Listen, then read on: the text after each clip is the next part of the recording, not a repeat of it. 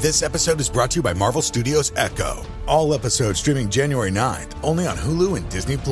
Rated TV MALV. Viewer discretion advised. Maya Lopez has betrayed her mentor, the notorious Kingpin. Now on the run, she returns to her hometown to prepare for the biggest fight of her life. Don't miss Marvel Studios' hardest-hitting series yet. An epic 5-episode event. Marvel Studios Echo. All episodes streaming January 9th, only on Hulu and Disney+.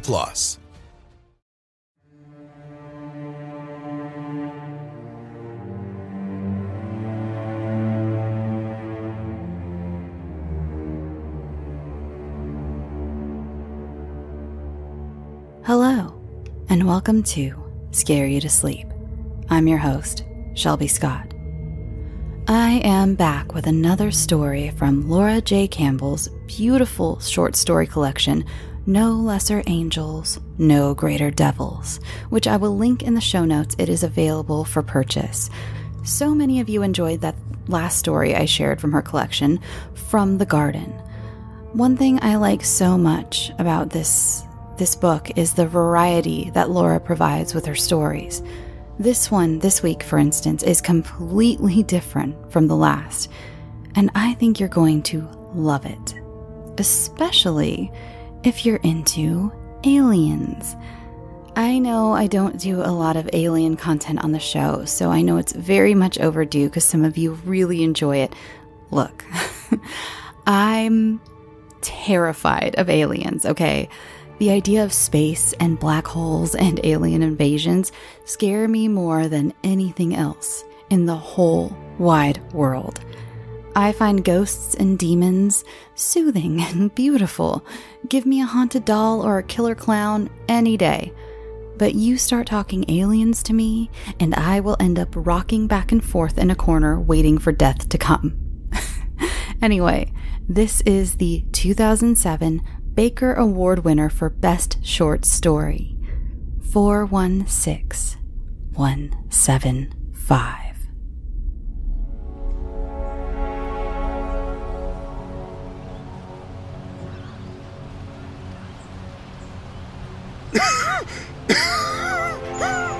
The old man was barely breathing.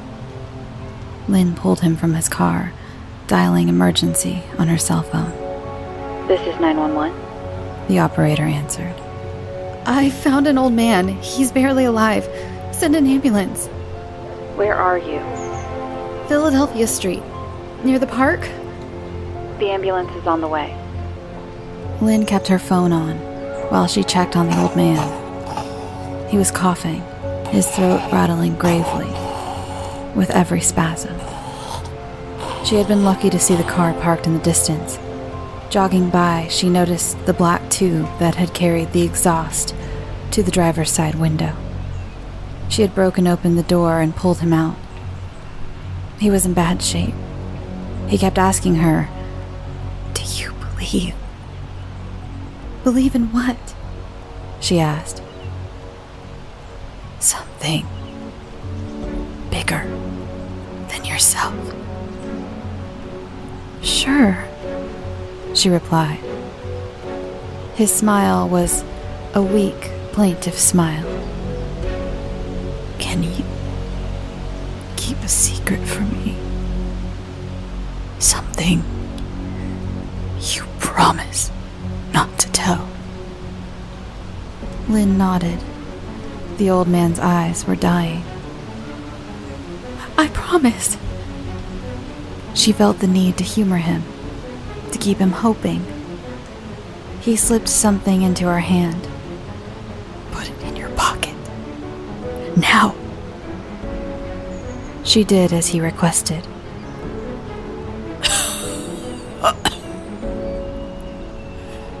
"If you don't do anything, then destroy the envelope," he said. He looked heavier for a moment, then infinitely lighter. Lynn knew he was gone. An ambulance pulled up. Lynn had not heard it. Its sirens were not on. A paramedic jumped out and rushed to the man. He felt for a pulse. "Is he dead?" Lynn asked. Yes, ma'am, the paramedic said. Another man got out of the ambulance, wearing overstarched blue jeans and a crisp polo shirt. He approached Lynn. Did he say anything to you? He asked her. The first paramedic pulled a gurney out of the truck.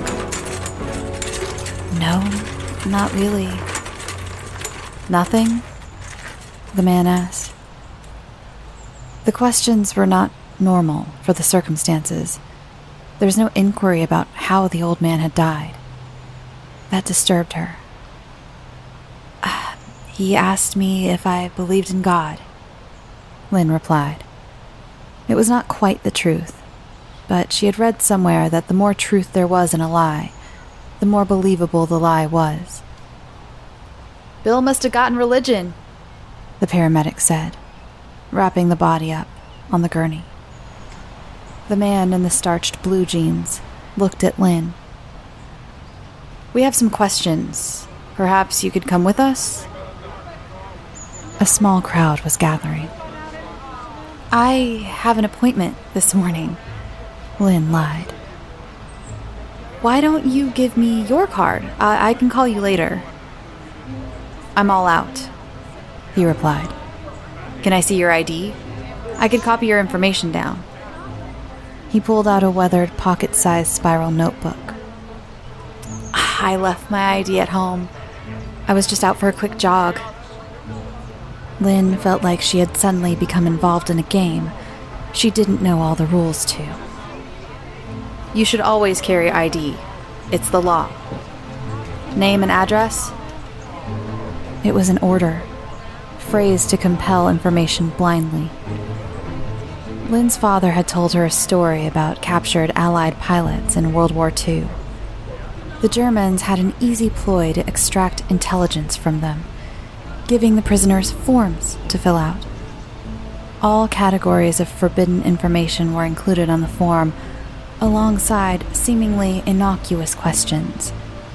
It was the type of benignly bureaucratic information gathering people became insensitive to. Name, date of birth, rank, duties, social security number, name of 2 relatives, city of birth, how many men are in your squadron, where are you based? The man waited. Cynthia Garrett, Lynn said. Cynthia had sat next to her in high school chemistry. Garrett was an ex-fiance's surname. 7878 Spirilia.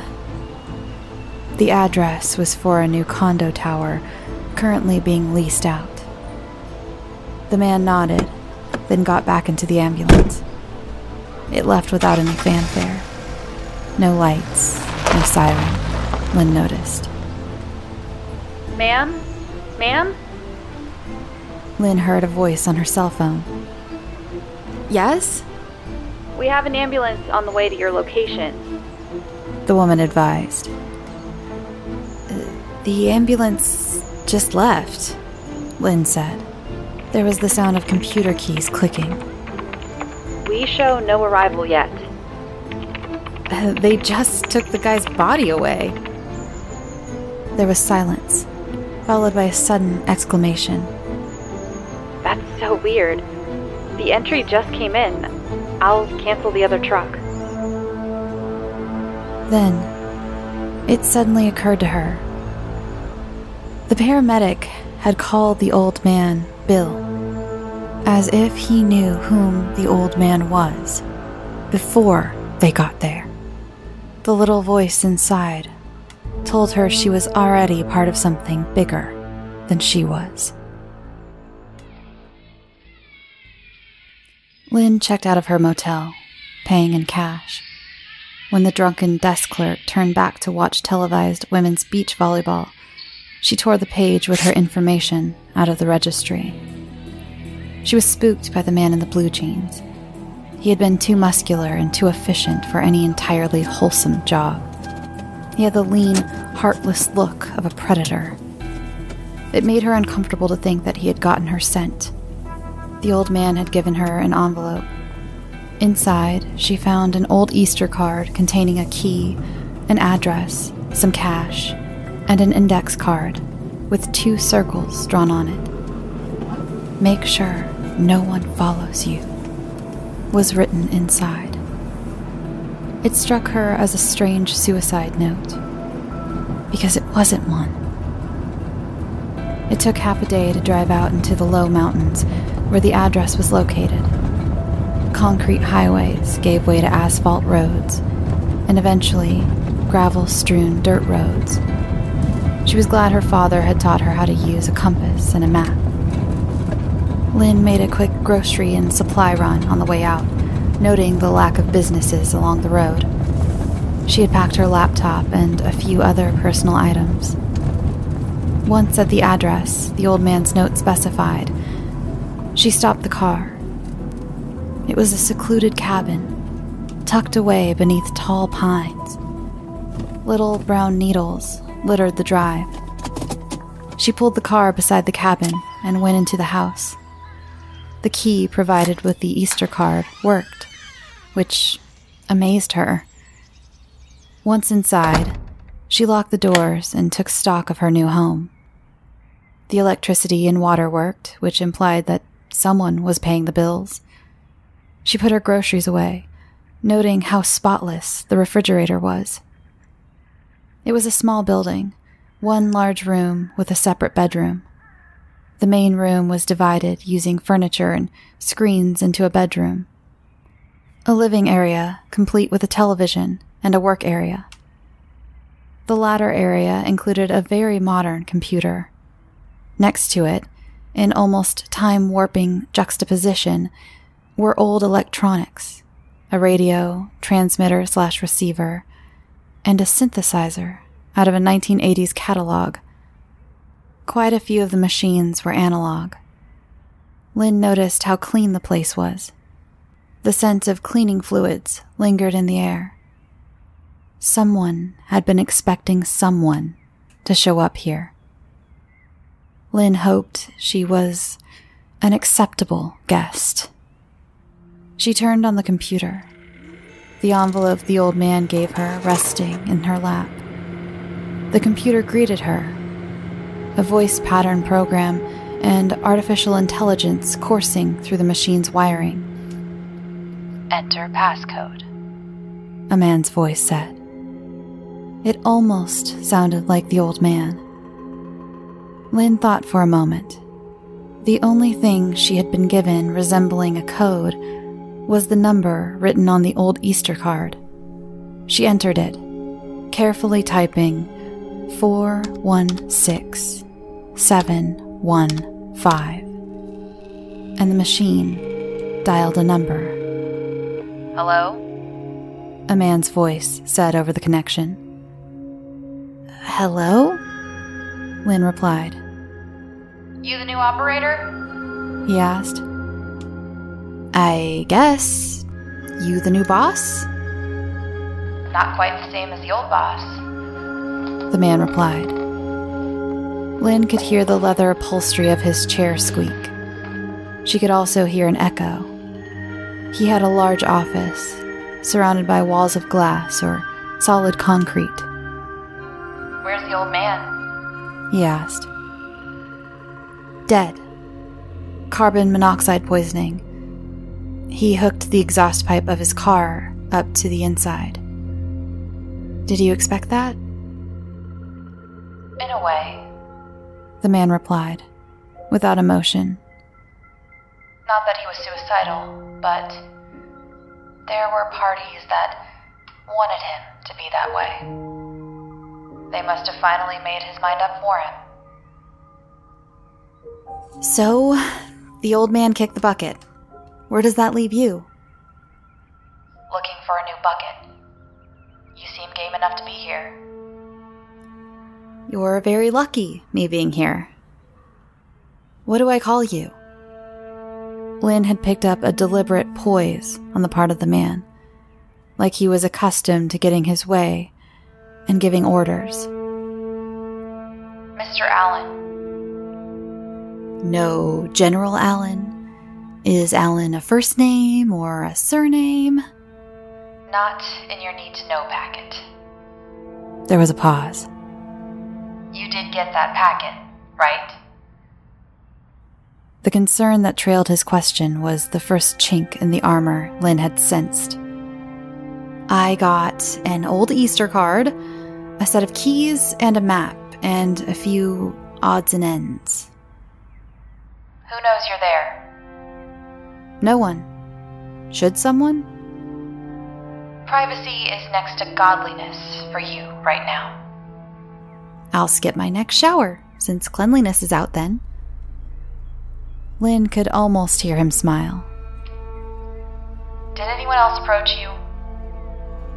A stuffed suit and blue jeans pretending to be riding shotgun with the worst paramedic in the country. Lynn paused. How dangerous are they? Dangerous enough with a tailpipe and some hose. Noted. Lynn, Yes, sir. what do you think about UFOs? Lynn? It was 3 hours later. Mr. Allen had been interrupted and had left to take care of more urgent business. Lynn suspected that there were many other things on his plate. I'm the pet project's new manager, she thought. Not that she minded free accommodation, a small expense account, and something to do. It beat counting out nickels and dimes at the burger place before heading home to an empty hotel room. The project gave her something to do, a sudden purpose in an emptying life. She could understand the old man that way. So much inside and nowhere to give it.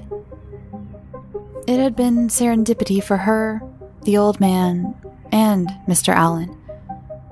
Lynn had heard of luck, destiny, and even predestination. She liked the fewest syllables and silent letters a word had, so she thought of luck. It was the kind of convergence of events that her mathematical mind liked to classify as elegant. With no family, no job, and no direction in life, the adventure had needed no further justification. Lynn? I'm here. You savvy with computers? Smart enough. I'm a math genius, so all the tests told me. But I have a discipline problem. Always engrossed in the chapter, not the test. You'll need to grow some discipline. Some housekeeping tips, Lynn. Stay low profile and stay inside as much as possible. There's a security system. It's pretty self-explanatory. The code is 416715. Like the computer, what's the significance of the number? It was the old man's social security number, without the middle numbers. Now, what do you think about UFOs? Lynn had thought about that for a while. Unidentified flying objects. Could be anything from the mundane to the freaky-deaky. Simplest explanation is that the observer simply doesn't know what they're looking at. My grandfather told me a story about seeing a jet plane in England in World War II, before they were supposed to exist. That must have spooked a soul or two. Next level? Classified stuff. We can't show the world every card we're holding. Next would be a natural phenomena, ball lightning or something like that. I once saw a flock of geese fly over a parking lot at night. Their wings and bodies reflected the parking lot lights back, an eerie white glow. A few more drinks, I might have imagined something else. Lynn paused. Fourth category would be anything that doesn't fit into the above sets.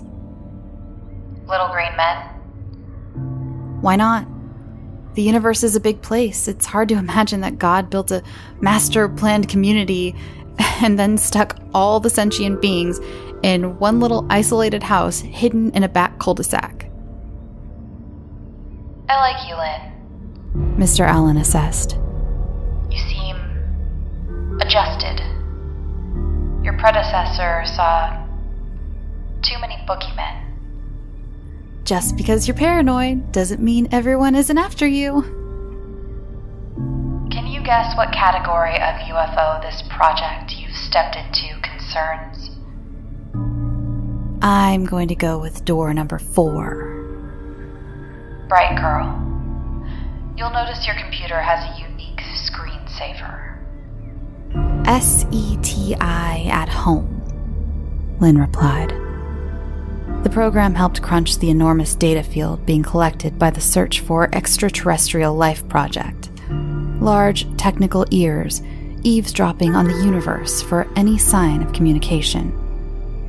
The waveforms stacked up over one another, filling the screen with a techno rainbow of peaks and valleys.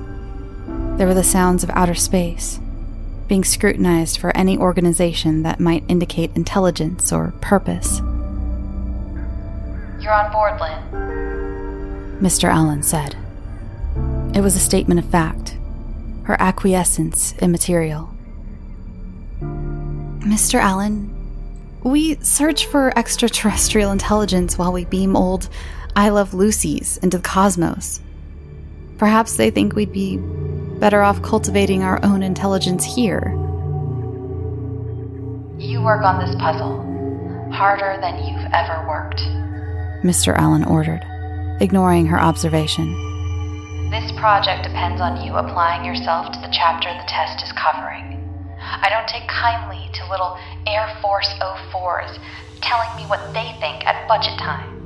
There's no way I'm letting an undisciplined army brat with a knack for numbers put any brakes on my project. You do your job. We need the right answers on this one. Lynn stopped to think his words over, considering them past his authoritative outrage. He seemed a few steps up the ladder, and not Air Force or Army. Navy, she thought. They had their finger in the space program pie. He could also be civilian agency brass, with a sky-high GS coding to his official job title. One other thing stuck out to Lynn. She had never mentioned being the daughter of Army parents. Yet he had the knowledge to call her an Army brat. I'm in, Mr. Allen. I appreciate the opportunity. Now, she thought, candidly to herself, I'm thinking there's long-term strategic career planning in being a UFO chaser.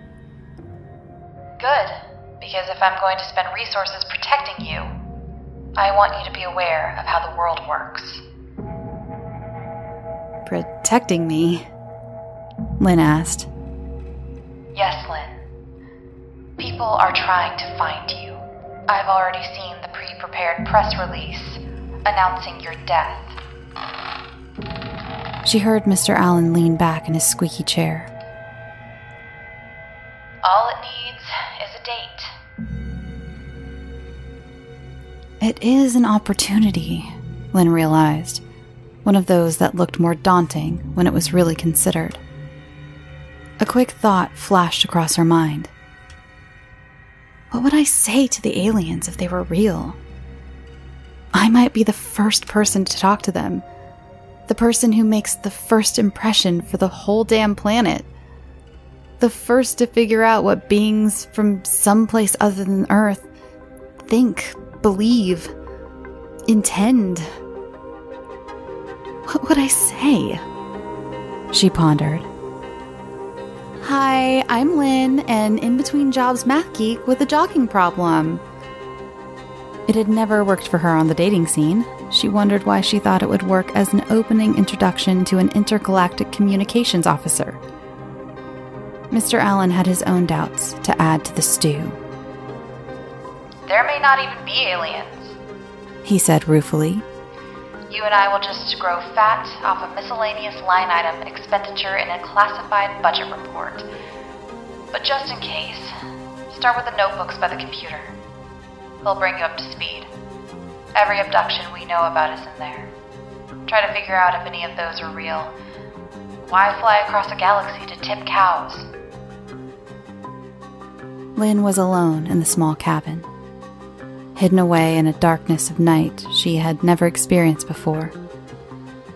1,000 stars she had never seen before peppered the night sky.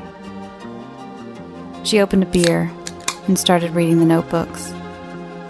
Abductions always seem to involve beer somehow, she thought. And Mr. Allen seemed intent on her exchanging her efforts for his generous donation to the Save the Lynn Fund. Every abduction file was neatly wrapped, notated, and cataloged. The old man had been a fastidious record keeper. She took out a large map of the world and pinned it to a corkboard hanging on the wall. In the trunk of her car, she pulled out skeins of yarn, remnants from an attempt to learn how to knit. Mr. Allen called after she had been working for a few hours. "What you got for me?" He asked her. "I'm reading the files and color-coding them. I'll hook a camera up to the computer later so you can see what I've done." "Good." He said. "In the top drawer next to the computer is a bank card. I put some money on it this morning and changed the name on the account to yours." "No need to fill out a W-2? "This is where your tax money goes." He replied. "How are you categorizing the cases?" I put a bit of yarn down on the map, marking the place where the abduction occurred. Red yarn for the tabloid stuff, anal probes, sex with the alien, or the baby is an alien. All those get filed under I got paid by someone for telling my story accounts. Orange yarn goes to spots where drugs or alcohol seem to have been consumed. There's a lot of orange up there so far." "That's the world," Mr. Allen said. "Continue." Yellow is for frustrated teenagers and lonely adults. Green yarn is assigned to those cases where the details seem too rehearsed, or there's a bed and breakfast ghost. "A what?" You know, come stay at our place because it's haunted. Really? "You're much more cynical than the old man." I have a suspicion about supernatural things that lead to profit. Sometimes you have to witness, like the Southern preachers say. But other times, the entire exercise seems designed to take in the Yankee dollar. "And blue yarn?" He asked. "That's for the most believable stories." Lynn paused. Funny how it turned out to be blue for those. "How so?" Project Blue Book, the UFO Chaser's Bible. "You believe in that?" It's big, boring, and incomplete. A believable government text. "You're one of us now, Lynn. Technically a government employee." Ah, the government, who vote on if we go to war with Alpha Centauri and whether to continue carrying cheesy fries on the cafeteria menu in the same session. "Anything else, Lynn?" Mr. Allen, do you ever wonder what color yarn connects you to the world? When she was done, Lynn was pleased with her work. The yarn seemed bundled up primarily in the United States. Maybe, she thought, that was a lack of information from anywhere else. Maybe that was the way it was. There really was no reason to keep legitimate alien contact a secret, Lynn thought. There would be a tremendous advantage in the mutual annihilation game to let on that you had access to alien technology. Maybe that was the pathetic truth of the Roswell incident. Everyone pretend you saw something you can't talk about in order to freak the other side out. Lynn remembered stories about a U.S. Navy vessel using alien cloaking technology. The idea of a stealth United States Navy would have been upsetting to the Warsaw Pact. She rigged a camera up to the computer, very carefully defining the area it showed. Mr. Allen contacted her over the computer, and she waved at him. "We have Lynn Cam," he acknowledged. "Good. I always like visuals in a presentation. You look like your file photo." She showed him the map with its string. "I hope the photo is better than the one on my driver's license," It's the same one. he informed her. I like your big board approach to the data. Yeah, lots of abduction stuff going down in zip codes where having a full set of teeth is an oddity. Be kinder to the locals. He scolded. My question is, why would aliens pick people up in the middle of nowhere? Lynn ran her finger along I-10. You can see all the major cities and most major interstates from outer space at night. An intelligent alien would notice where we were concentrated. Maybe you don't want to draw attention to yourself. Then why return anyone abducted? You could just keep them or pop them out of the airlock. Once back, people tend to talk. Maybe they think that these people are easily discredited. You just dismissed many of them out of hand. Our faith still rests in alien life being out there, Lynn said. It's a scientific machine with a religious operating system. We want to believe. If we didn't, SETI wouldn't exist. Your funding would disappear, and H.G. Wells would have written the final treatise regarding alien interactions. So the cynic believes. I'm going to reread some of the creepier files, Lynn replied. I'll talk with you later. I'll check in, Mr. Allen said. She took a picture of the world map and transferred the image into the computer. Then she played with the colors, eliminating some, enhancing others. The world looked like it had a weird rash. Nothing suggested an organized pattern to her. She decided to let the mathematical side of her brain relax, while the philosophical part played. It made no sense to Lynn that intelligent beings who could navigate interstellar space would be haphazard in anything, unless that was their intention. She figured they had access to television and radio signals. At the very least, anyone watching would quickly figure out who was who. The president, 1600 Pennsylvania Avenue. The prime minister, 10 Downing Street. Corporate headquarters and military bases were usually obvious. The aliens would spot places with lots of satellite uplinks. If they wanted to make contact, they could just land on the roof of CNN in Atlanta and be done with it. Lynn remembered a line from Jesus Christ Superstar. Something about, why choose this backwards time and place? Maybe the preachers were right, she thought. Maybe the extraterrestrials wanted witnessing, not analyzing. She sat back, looking at the screen. The set looked arbitrary. She wondered about the aliens, mutilating cattle, screwing the locals, playing with anal probes. It seemed like senseless acts of violence, the type bumper stickers decried. What if they aren't senseless? She wondered. Maybe they were intentional, a slap in the face. When she was preparing for her PhD defense, Lynn had known a law school student. They had lunch together in the campus commons, quizzing each other. Lynn had learned about the livery of season that way. A parcel of land moved in fee simply from one owner to another. But in the days before big books of deeds, people needed a way to record the event. The solution was to take a child, usually the son of the new owner, to the land itself. In the field, the old owner would hand a stick over to the new owner, symbolizing the transaction.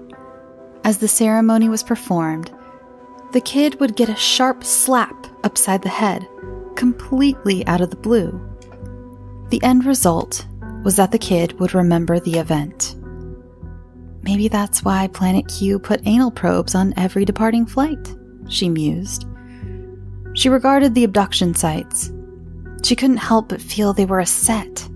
If they were, it might be possible to project them, using Lipschitz mapping, Lebesgue measures, Borel sets, and Hausdorff equations.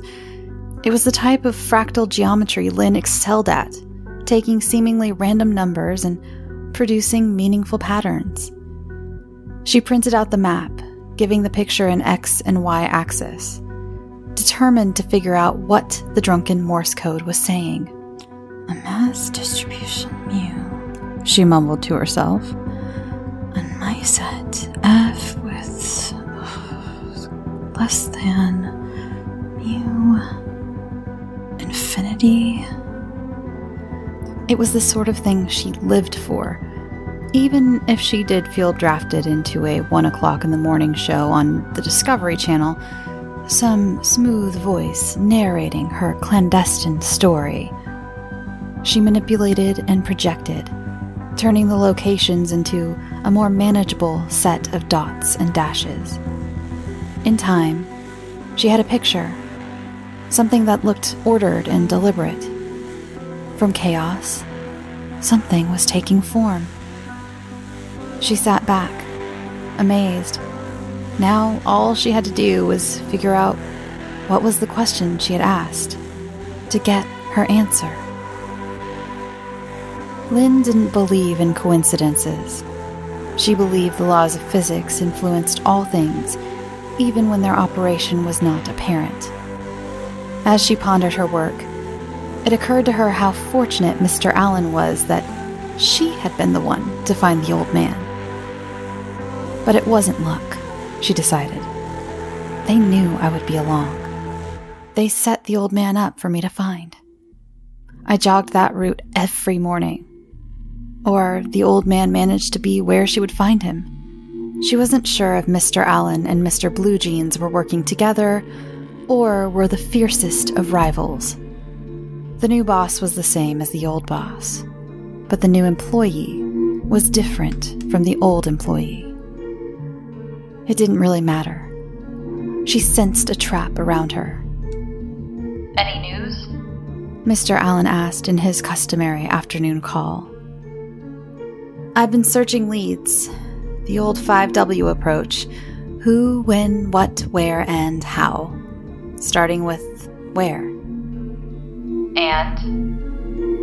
The beings who pilot hyperspace and monitor our transmissions would know we're just beginning to get technologically savvy.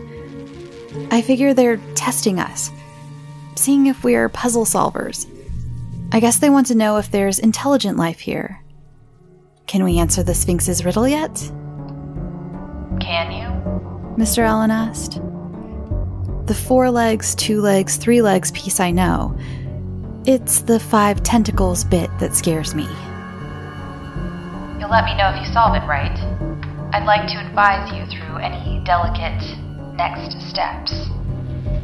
I need to validate my theory and my approach. I don't want to hand you a piece of coal while calling it a diamond. He let her go for the evening. Lynn was happy he seemed to buy that she was less efficient than she really was.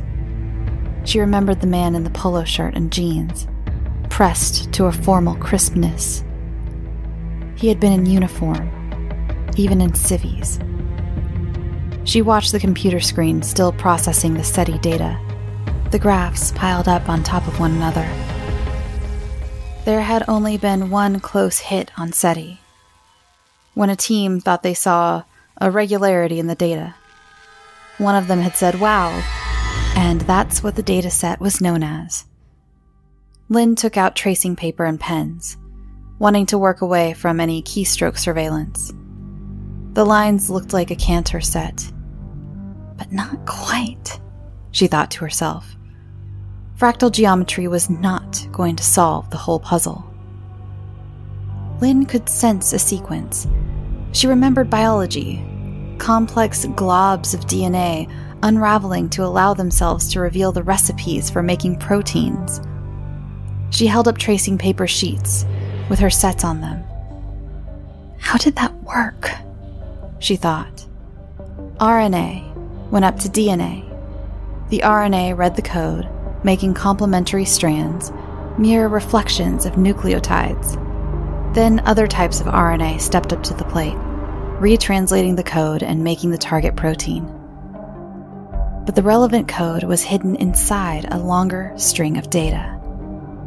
There were introns, pieces of DNA not read, and alternate splicing, depending on what fragments the RNA read. Different proteins could be produced, depending on tissue type or need. Lynn remembered a visual aid from class. A bunch of random letters. The letters S, W, I, N, G, I, N, G. Random letters. The RNA knows to go to the correct section, and then what letters to select, depending on what word was needed. Swinging, winging, wing, swing, sin, win, in, I, wig, sing. What if the location projection and the garbled text from outer space were like that? Lynn pondered. A key to tell us when to read and when to skip over signals. A little test to see if we were smart enough to observe, decipher, think, and translate. It might be a way to pick up the pertinent sounds out of chaos, pull order out of entropy. It was the kind of test she would devise if she was an alien. She pulled her laptop out, deciding to use its lesser capacity for the most critical work. She picked up a secured wireless signal and opened her browser. The search engine spewed weather conditions, entertainment news, and headlines. She scrolled down out of idle curiosity.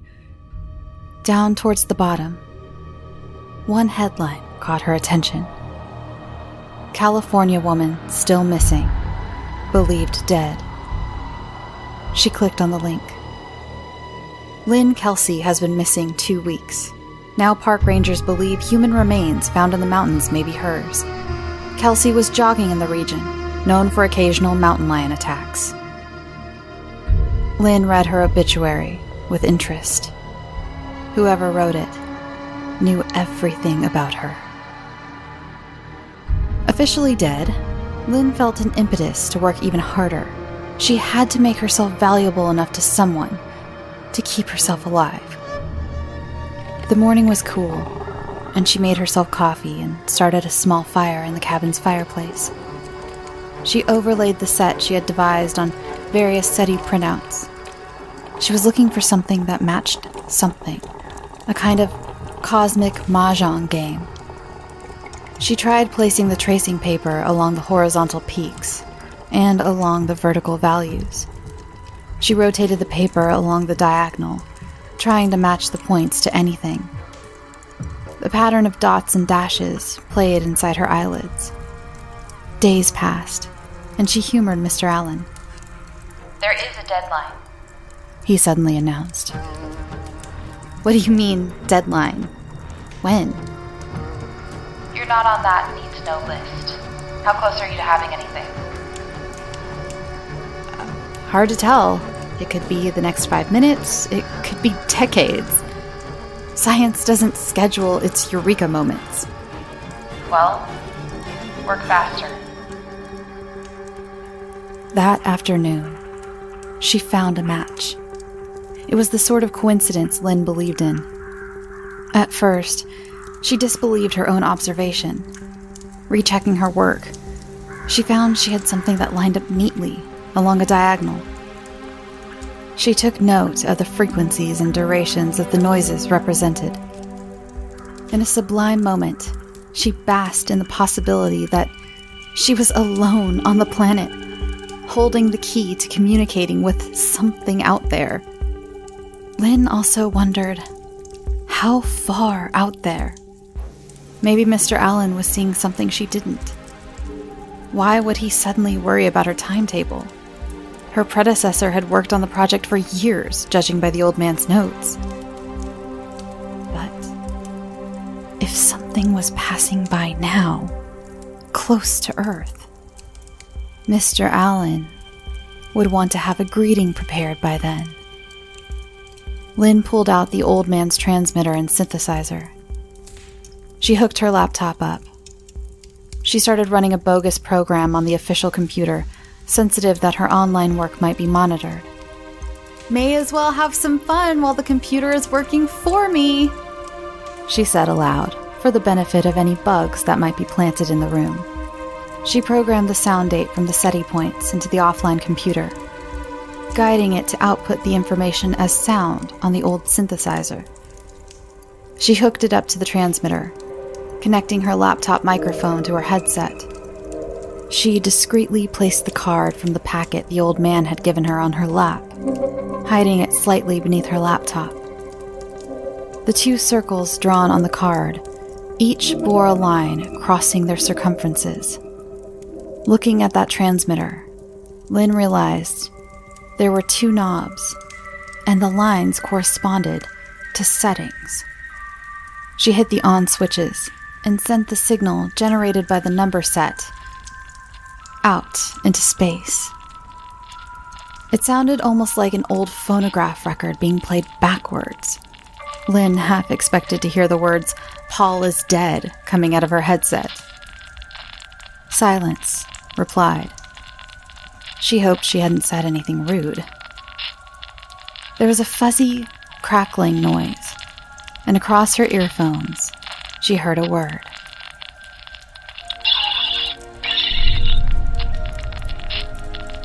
She sat very still, trying not to look excited. It reiterated, the sound slightly different. It wasn't a recording. It was something, somewhere, looking for a particular response to one word. Happy. It was the Sphinx's new riddle. Lynn squirmed slightly. Happy what? It says happy, I say birthday? That's too obvious. What else is happy? Anniversaries, Halloween, children, puppies, sailing, trails, Hanukkah, dreams, faces, retirements, graduations. She looked at her lap, noting the card the old man had bequeathed her. The card, Lynn realized, the one with the access code 416715 written on it. A bunny adorned the card's cover, carrying a basket of multicolored eggs. She moved the microphone close to her lips and said one word back. Easter.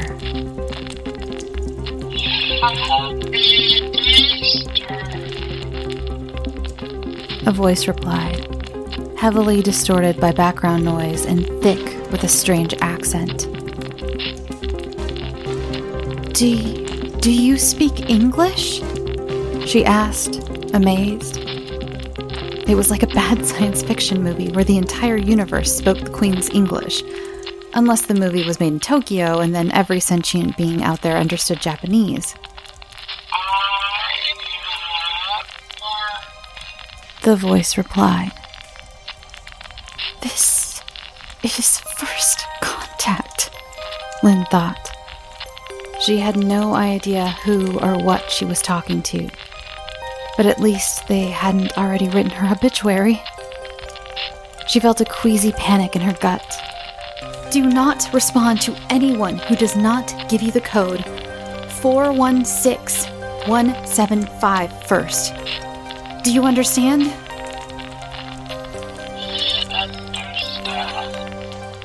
The voice said. There was an almost clicking subtext to its speech. I am in danger, Lynn said. She figured that whoever had decided a mountain lion should get her was the type of person who thought that the Geneva Convention referred to a gathering of girls named after a city in Switzerland.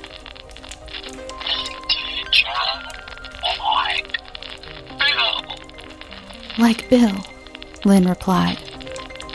Her computer screen flickered, and a small map appeared.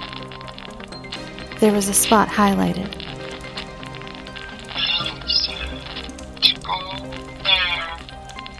The voice said.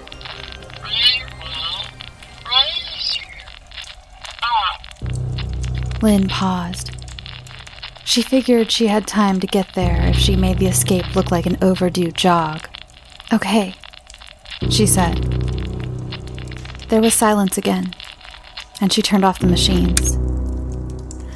Back to work, she sighed to herself for the benefit of anyone still watching. She installed a few algorithms into the official computer, acting as normal as possible. She discreetly burned the data sets and the old man's cards in the fire, under the pretense of putting another log on to burn. You keep working, she tapped the computer. She quietly slipped out of the cabin, her laptop hidden under her track jacket, going to the appointed location. Sitting in the small clearing nearby, the sky rearranged itself before her eyes, and a bright beam of light bathed her body.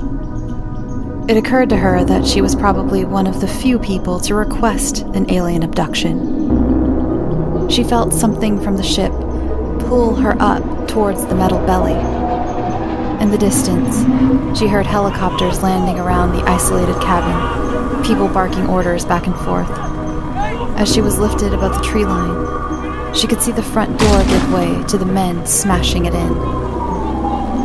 A man in a clean polo shirt and hyper-starched jeans walked around the grounds, a mountain lion at the end of his leash.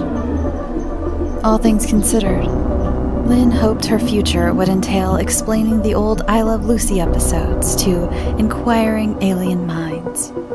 Those things were easier to answer than anything any sphinx would ever ask.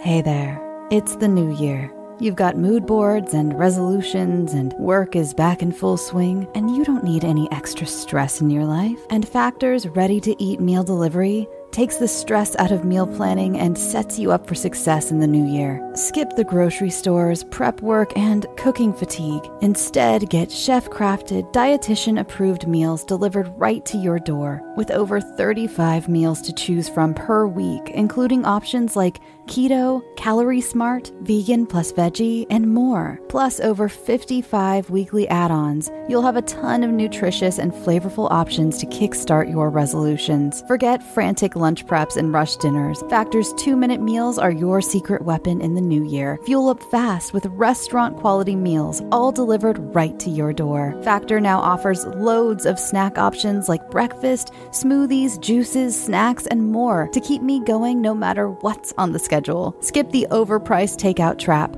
Factor is cheaper and way more delicious than takeout. Get chef-crafted, restaurant-quality meals delivered right to your door. They are ready to heat and eat in just 2 minutes, which means more time for you. Need a special occasion meal? Gourmet Plus is the perfect solution if you're looking for fast, upscale options done easily. When things get hectic, Factor is flexible. Change up your order every week with plans from 4 to 18 meals per week. Or pause or reschedule your deliveries anytime. Stress less over meal times in the new year. Factor's no prep, no mess meals free up time otherwise spent on shopping, cooking, and cleanup. No more wasting time in the kitchen. Not only does Factor offer fast, simple solutions when I'm too busy to cook, they also help me stay on top of my goals. With offerings like Protein Plus and Keto, I can stay on track. This is definitely going to come in handy for my New Year's goals. Factor has everything I need for a week of flavorful, nutritious eats.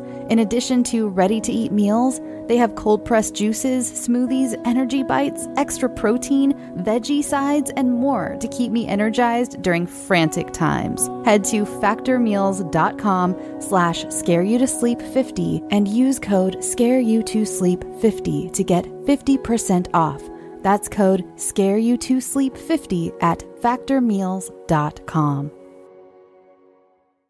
As many Scary to Sleep fans know, I've been going through a lot of changes in my life. And one thing I've been doing is getting my finances much more organized, and that includes paring down some of the subscriptions I pay for. It feels like everything is a subscription these days, be it for the gym or streaming services or music, the list goes on, and something that has helped me tremendously is Rocket Money. They not only helped me cancel subscriptions that were a pain to try to do myself. Have you ever tried to deal with some of these companies directly? It's just a headache. Rocket Money also alerts me when the subscriptions I did keep go up in price, giving me the ability to weigh my options and keep those little extras that add up oh so quickly in check. Rocket Money is a personal finance app that finds and cancels your unwanted subscriptions, monitors your spending, and helps lower your bills. I can see all of my subscriptions in one place, and if I see something I don't want, I can cancel it with a tap. I never have to get on the phone with customer service. Rocket Money has over 5 million users and has helped save its members an average of $720 a year with over 500 million in canceled subscriptions. Stop wasting money on things you don't use. Cancel your unwanted subscriptions by going to rocketmoney.com/scareyoutosleep. That's rocketmoney.com/scareyoutosleep. rocketmoney.com/scareyoutosleep. Thank you for listening. Thank you so much again to Laura J. Campbell for sending me your book, No Lesser Angels, No Greater Devils. And like I said, it's available for purchase right now. I will put the link in the show notes, so check that out. I may have maybe 1 or 2 more stories from Laura. If you're interested, let me know. So you can follow the show on Twitter, Instagram, Facebook. There's a Facebook group with the subgroups Scare You to Eat and Scare You to Craft. Twitter and Instagram are both at Scare You to Sleep. If you have a story that you would like to be considered to be put on the show or produced for the show, send it to scareyoutosleep@gmail.com. There's also an entry form on scareyoutosleep.com, the website. Both of those go straight to the same email address, so use whichever is easiest for you. I wanted to address real quick the kids and teens episodes this year, as you know, or as many of you know, some of you may be new to the show. Annually, around Halloween time, I have a kids episode and a teen episode, and both of those episodes are just so much fun to do. I love to give our young authors a time to shine and to have their stories fully produced just like anyone else. And so I will be, it's the 3rd. Sorry, that's me admitting that the show is coming out a day late. Sorry about that. Anyway, it's the 3rd. So actually I'm going to say starting on the 10th, going up to, because last year, to be honest, I got so many entries. I didn't think they were all going to be able to fit. And for the teens and kids, I really don't like turning anyone away because, they're kids and teens. I can't say no. So I'm going to say I wanted to get a little bit of a head start this year since, like I said, I have this other project I've been working on with another network. That is, it's so close, I can almost announce it. You're going to be so stoked. I'm so over the moon right now. Anyway, okay, let's say starting on the 10th, going through the 20th, I will be accepting submissions for the kids and teen stories. That is what is happening right now. If it gets to the 20th and maybe I didn't get enough entries or something, I will extend it, or we'll see. But for right now, starting on the 10th, so let your little ones know, let your siblings, your nieces, nephews, all the children in your lives, cousins, students. I have had, if you're a teacher, I have in the past had teachers use this as an assignment, and they will pass out permission slips to the parents to let them know, to make sure that they have permission to submit their child's story to the show because it will be public. So you can use it as a classroom assignment. The kids will be anyone 12 and under. The teens will be anyone 13 to 17. I think those were the rules I used last time. Yes, 12 and under for kids, 13 to 17 for teens. So yeah, just let me know, or don't let me know. I'm letting you know. See, this is a very casual announcement. I'm going to do a more official one, starting next week, because that will be the 9th. So I'm probably going to extend it from the 20th to I'm going to make it later. Just, we'll see. Don't worry about it, though. Don't worry. So if you want to make this some sort of classroom assignment or something of the sort, let me know. I'll probably extend it to the 30th. Let's just say now, I'm going off the cuff. It's going to be, entries will be open from the 10th to the 30th of September. 10th of September to the 30th of September, I will be accepting entries, so you have plenty of time to get those written, get them proofread, or don't proofread them. Sometimes they're more fun when they're not proofread, because you get the full kid experience. It's great. Everyone thinks they're so much fun. Again, from last year, for those of you who are new, you can always ask for your child's name to be either anonymous. You can give me a fake name to put up, like a nickname. I can do first name and first initial, or first name and initial, last name initial. Anything you would like for your child to remain safe. I do ask that you provide their age, just because it makes it a little more, I don't know, it's just fun to and it's a great thing for posterity, for a little keepsake for you in the future to remember, that's what age they were and everything. It's fun. So yeah, let me know how you would like me to address the child, the child. So again, I just want everyone to stay safe and happy and feel comfortable. Same with the teens. I keep talking about the kids. I just feel like the teens, I get a lot of teen submissions just from the teens themselves, but teens, same thing. If you want, let me know what name you would like me to call you. You can also let me know pronouns as well for kids and teens all alike. Let me know. So yeah. All right. I think that's it. Like I said, I will have a more formal announcement. This will be less crazed next Thursday.